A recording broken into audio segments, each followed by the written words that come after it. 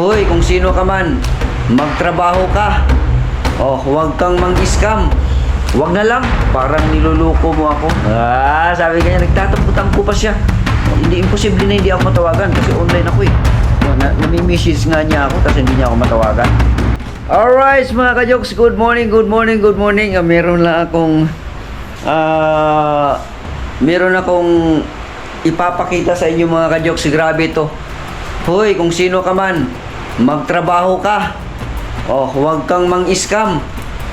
Scammer siguro to mga ka-jokes kasi meron kasi akong kaibigan no na talagang nagtatawagan kami no at nagkukumustahan at alam ko kung paano si ate Ate Fe na mag-approach sa akin kung paano siya daw magsalita sa akin o makipag-usap sa akin. Ngayon, siya pa nga mismo ang tumatawag sa akin at mag-video call kami. Pero sa kaso na ito, mukhang scammer na ito.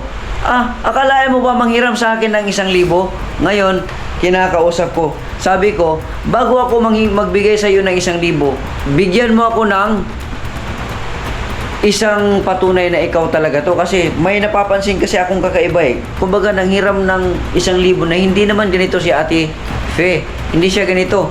No, napakabait niya Ate Fe. Ate Fe, shoutout sa iyo kung makita mo man itong vlog na to. Alam ko na lagi kang nakasubaybay sa akin. Napakabait mo simula noon hanggang ngayon, nandyan pa rin yan. At meron kaming mga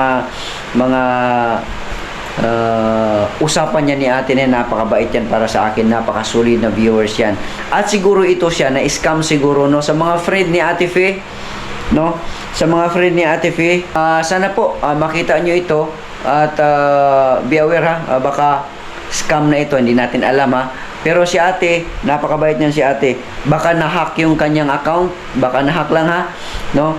Kasi ibang tao ang humawak nito. Ngayon sinakyan ko siya. Na, sabi ko, ang hihingiin ko lang naman sa iyo ay video ko lang. Makita ko lang itsura mo. Magbibigay ako through GCash. Pero wala, sabi niya hindi daw ako matawagan. Tapos ngayon,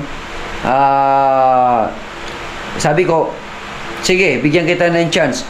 Sino ang kaibigan ko na aming pinuno? So ibig sabihin kung sulit siya sa akin, mas lalong sulit siya doon. 'Di ba? Alam niyo na 'yon kung sino yung pinuno natin, 'di ba? Sa mga viewers.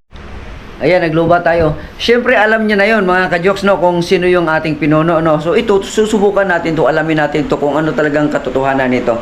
No, ngayon papakita ko sa inyo mga ka-jokes. So, meron kaming conversation, ngayon pala meron kaming conversation. No. Sabi niya sa akin, matagal na hindi kami nag-usap ni ate, no? Sabi niya sa akin, no? Sabi niya, kumusta? Sabi niya, kumusta? Ayan, no? Sabi niya, kumusta? Sabi ko, okay lang po ate.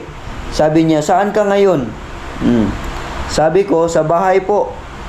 Tapos sabi niya, hiram sana ako sa iyo ng 1K, bayaran ko sa linggo. Okay lang ba? Sabi ko, approve.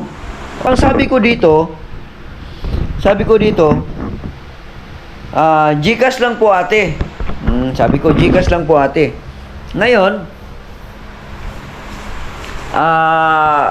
sabi niya, sige, sa GCash na lang ng pamangkin ko.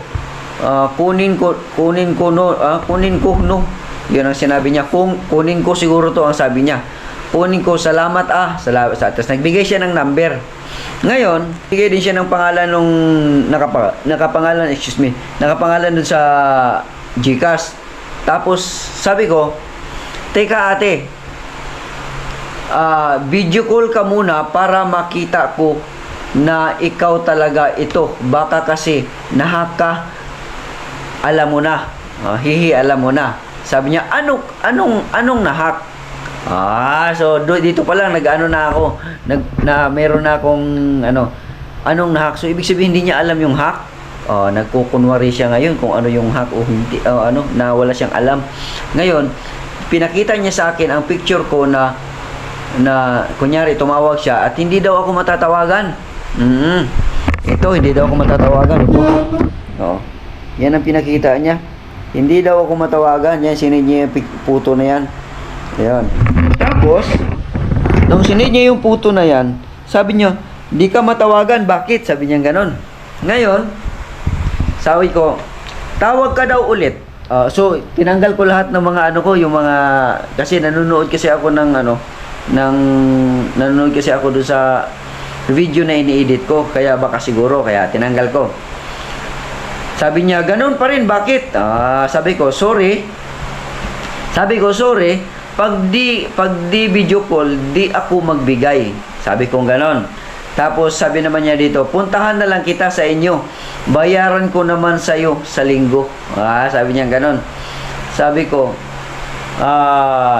kasi na-notice ko na parang scam na talaga to eh. Ngayon sabi ko, palis din ako. Kasi palis din talaga ako. Palis din ako, wala namang problema, i-send ko sa'yo kaagad.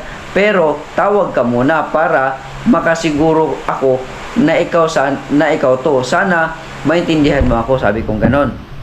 Tapos ngayon, dali lang, parang nawala tayo Ayan. Tapos, ang sabi niya, sagot niya sa akin, ano ba yan? Iwan ko sa'yo? Ano bang nangyayari sa'yo? Hindi ganyan si ate. Hindi ganyan si ate sa akin. Hindi ganyan magsalita si ate. No. Tsaka si ate, hindi nanghihiram sa akin yun.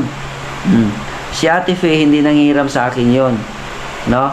Na napakabait na babae yun si ate. No? At ito parang ano to eh. Ano ba yan? Iwan ko sa'yo? Ano bang nangyayari sa'yo? Parang nagtampo na gano'n na ano. No. Tapos ito pa. Wag na lang, parang niluluko mo ako. Sabi kanya, nagtatampo-tampo pa siya. Oo. Ito yung text niyo. Ano? Dahil lang. Sabi niya, wag na lang, parang niluluko mo yata mo lang ako. Sabi ko, napakasimple lang ng hiningi ko. Di mo maibigay. Una, ayaw mong mag-busy or video call. Tapos, bigyan kita ng chance na magtanong ako sa'yo. Ayun, naglubat na naman tayo. Ayan. Sabi niya, ulitin natin wag na lang, parang niluluko mo lang ako. Kunyari, nagpatampo-tampo pa siya. Ayan. Tapos sabi ko naman, napakasimple lang ang hiningi ko, di mo maibigay. Una, ayaw mong mag-video call or VC. Tapos, bigyan kita ng chance. May tanong ako sa'yo, ayaw mong sagutin. So, ayaw niyang sagutin yung tanong ko sa kanya na, sige nga, bigyan kita ng chance. Sino ang kaibigan ko na pinuno namin? Sabi kong ganon. Ayaw niyang masagot yun. Tapos sabi niya, papahiram mo ba ako? Parang niluluko mo lang ako. Sabi niya ganon. Sabi ko, ngayon, ang ginawa ko, pinapasakay-sakay ko siya para magka-interest siya lalo sa akin. Para malaman talaga natin. Sabi ko, ikaw ang nanluloko. Kahit magkano pahiramin kita, pero dapat sure ako na ikaw ito, ate. Sabi ko ganon. Tapos sabi niya, mag-selfie na lang ako para makita mo ko. Marunong talaga to, scammer talaga to. Hinihingi ko video call. Para lang malaman ko lang, kahit saglit lang, jokes, ganun lang. Makita, patayin kagad. Kahit ganun lang. Sabi niya, selfie daw. Ang selfie kasi, pag once na ma-scam mo yung, pag makuha mo yung isang Facebook, may scam na yung isang tao, pag makuha mo na yun, so hawak mo na yung account nun. Kahit saang picture dun, pwede mong isend sa akin bilang isang kunyari, selfie. Di ba? So, nag-send siya ng picture. No. Hindi ko lang pinapakita itong mga mga kajuks kasi siyempre si ate to baka mamaya privacy na rin ni ate. No, ngayon, ayun. Sabi ko, video call ang kailangan ko. Nagpasa siya ng picture pero sabi ko, video call ang kailangan ko. Ate, bakit, ano ba ang problema mo? Pinasakay-sakay ko siya, tinatanong-tanong ko kunyari na kung ano ang problema niya. No?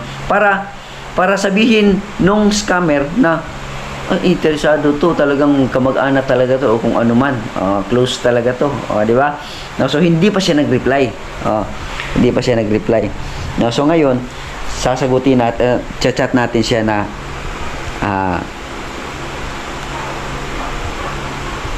O sige, kung ayaw. Alright, so naputol yung ating ano sa gabal talaga tong battery ko. No, so ang last ko na pakikipag-usap sa kanya, video call ang kailangan ko, ate. Bakit ano bang problema mo? So kunyari tayo doon na concern Tapos nag-send lang siya ng selfie, si selfie lang daw, mag-selfie na lang daw siya kasi hindi daw niya ako matawagan. Hindi niya ako makontak, no, kaya selfie lang daw ang ipasa niya, kaya nagpasa siya ng picture, no. So hindi niya ako ma-video call, na samantalang si ate ko na to ay talagang tumatawag talaga to pagka yung nag-usap kami, tapos gusto niyang makipag-usap sa akin, tumatawag sa akin to, hindi takot to mag-video call, no. So dito ko nalalaman na hindi to na-scam, no, sa mga kaibigan ng Ate Fe, no. Kung meron man kayong kaibigan ko na kaibigan, nasasabihin ko kaya itong apelyido na to, no, kasi baka mapahiya din si ate ba, no. Pero malamang na-scam talaga to, na-scam talaga. So palagay nyo, na-scam kaya to si Ate Fe, na-scam kaya to o hindi, no. Pero kung meron kayong mga kaibigan dyan na Ate Fe, or Fe ang pangalan, na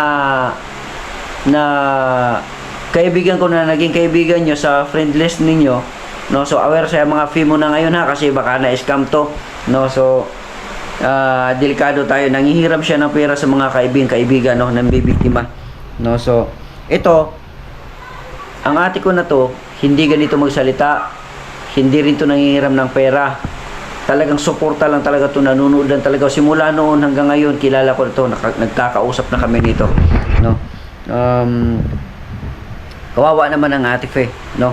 So sa mga kaibigan ko diyan na kilala ito, basta Fe, ayan, aware kayo, no. I-comment nyo na lang dyan kung itong takbo ng usapan na to ay scam ba ito o hindi. So ang sasabihin natin dito ngayon, pasasakayin natin to para malaman pa natin ang mas malalim pa ang motibo nitong tao na to, no. Ano sasabihin natin? Sabi niya kasi dito, mapapahiram mo ba ako o niluloko mo lang ako? Sabihin ko dito, hindi kita niluloko, ate. Hindi kita niluloko, ate. Pwede kita pahiramin.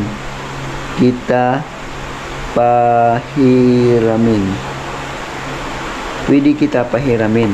Agad-agad, o sabihin natin agad-agad para magka-interest talaga. Kung hacker to, magkaka-interest talaga to kasi magkakapira ako ngayon, diba? Pwede kitang pahiramin. Wala akong pera, mga kadyos, kunyari lang to. Pwede kitang pahiramin.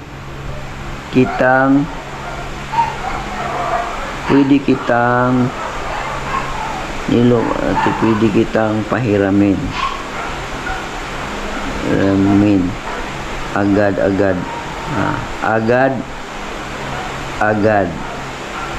Kailangan agad-agad para magkaroon talaga siya ng interest na lukuhin natin to, di ba?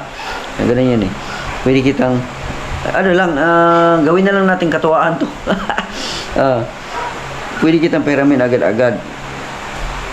Pero di ko alam kung ikaw to, di ba? Pero di ko alam kung ikaw to.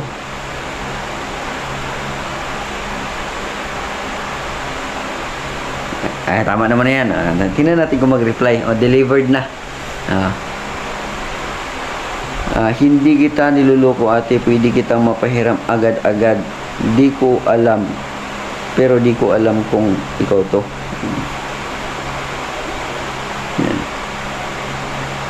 Yan, nag-reply siya, mga kajuks. Nag-reply siya. Nag-reply yan, nag-reply siya. Ingatan lang natin, ayan, nag-reply siya, ayan, Yan, nag-reply siya. Nagka-interest na siya sa akin. Ang sabi niya, babayaran ko naman sa iyo sa linggo okay lang kung wala. God bless. Kunyari siya. Sige, sabihin na lang natin. Ano sabihin natin?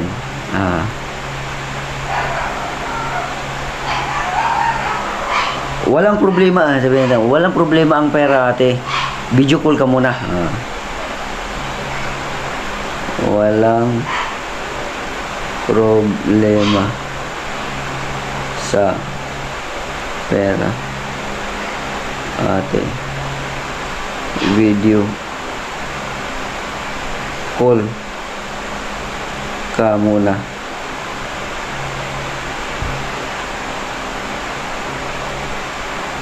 Okay, walang problema sa pera, ate. Video call ka muna. Di ba? Tingnan natin kung mag-reply yan. Nasina niya. Nasina niya. Tingnan natin to. So, kayo nga mga scammer kayo, no?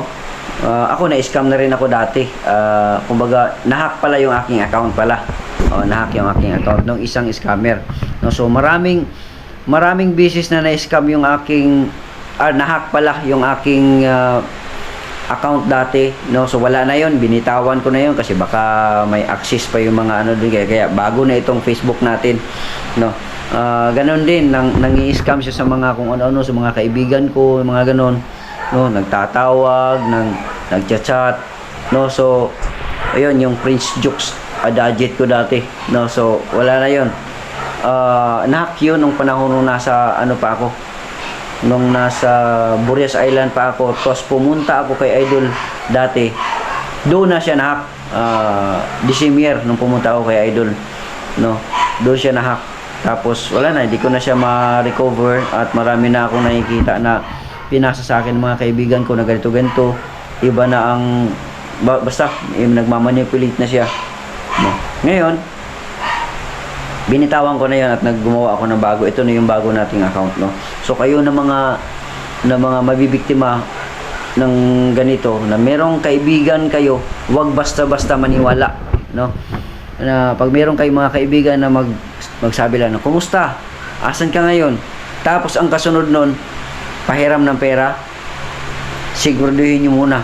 Video call mo, walang problema sa magpahiram ng pera, lalo na at nagpapatulong, nahingi ng tulong, walang problema doon. Ang problema doon is kung totoo ba talaga ang tao na nanghiram sa iyo, na kaibigan mo yun o hindi, di ba? So, kailangan bago tayo mag-release ng pera doon sa tao na ating kaibigan o mahal natin sa buhay, na friend natin sa ating account, Facebook account, kailangan lang na ating verify. Video call talaga pinaka-importante bago tayo mag-release ng pera o magbigay sa isang tao. Video call ang pinaka-importante para malaman natin na yung kausap natin yun talaga yun. Pero yung mga ganito lang magrarason na hindi kita matatawagan. Bakit kaya? Hindi imposible na hindi ako matawagan kasi online ako eh. Nami-message nga niya ako tapos hindi niya ako matawagan, di ba? Tapos sabi ko, binigyan ko ng chance, nagbigay ako ng ano na, sino yung mga kakilala ko, ganyan-ganyan. Hindi man niya maisagot-sagot. So, ibig sabihin, hindi niya kilala, diba? Hindi niya ako kilala ng personal. At saka yung, siyempre, kung solid siya, Seward, talagang kilala niya ang pinuno. Pero hindi niya masagot. Kaya, yun, kunyari, nagtatampu-tampuhan siya. No? So, i-end na natin to. Walang kwenta to. No? So, ang akin lang, no, mapapanood ato ni ate. Ate, gamitin mo yung ibang account ng kamag-anak mo o kung ano man anak mo, i-PM mo ako ate, regarding dito sa account mo, kung na ano ka talaga, kung nahack ka talaga, no, i-PM mo ako. Tapos mali mo makakatulong ako para sa mga friend pa natin na ma-inform, no, na nahack ka, no, kasi baka makakulimbat pa to ng maraming pera sa mga kaibigan mo, no. So alam ko manonood ka sa mga video ko kasi supporter kita or supporter ka namin na matagal na panahon na. So naawa lang ako kay ate, no. Napakabait nitong si Ate Fe, no, na magamit lang ng isang mga durubong tao, no, na mga halang ang kaluluwa, no, na manggamit ng ganitong account, manghack para lang kulimbat ng pera sa ibang tao, no? So hindi na siya nag-reply, oh. Sabi ko sa last kong message sa kanya, walang problema sa pera, ate, video call ka muna. So iniisip niya siguro na hindi natin makukuhanan ito ng pera, kasi hindi naman sila pwede mag-video call sa akin, kasi yung nag-hack hindi naman si ate yun. Gusto ko, kung si ate ang nanghiram sa akin, siya ang makikita ko mismo sa aking camera, di ba? O hindi nila maipakita si ate kasi nga hacker nga, no? So kanina pa ako nag-ano, kaya sorry na lang, paalam na sa inyo mga ka-jokes, no? So maging aware tayo.